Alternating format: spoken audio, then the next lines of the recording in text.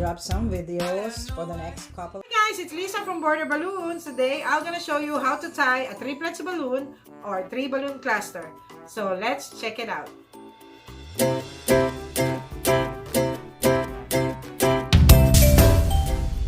How to tie a triplets balloon or 3-balloon cluster.